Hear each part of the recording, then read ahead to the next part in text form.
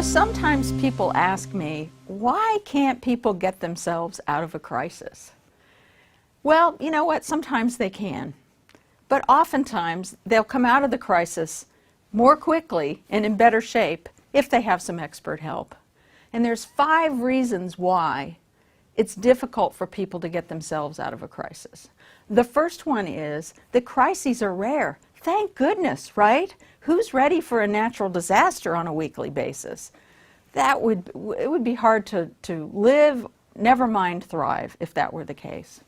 It's also why training is very important, and why people like firefighters and police officers and people in the military can handle very unusual situations, because they rehearse and they rehearse and they rehearse. That's what training is.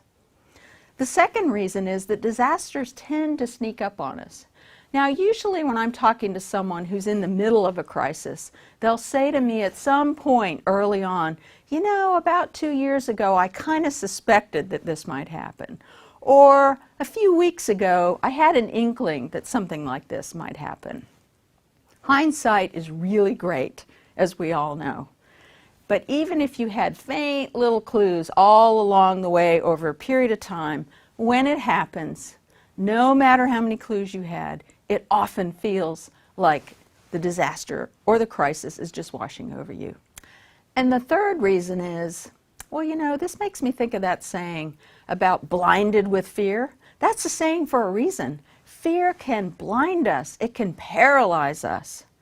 There's actually something kind of good about this, though. If you're a leader and you know this and you're courageous, in the moment when people are really terrified and paralyzed, you can provide guidance that will protect them and help them get through the disaster.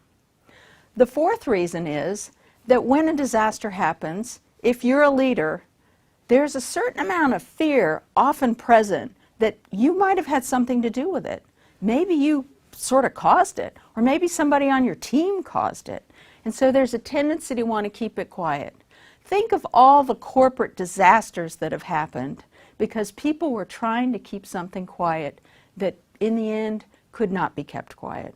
The fifth reason is that when a crisis occurs, most of us turn to the people that we're most familiar with, our inner circle, or sometimes in organizations that group is called the usual suspects.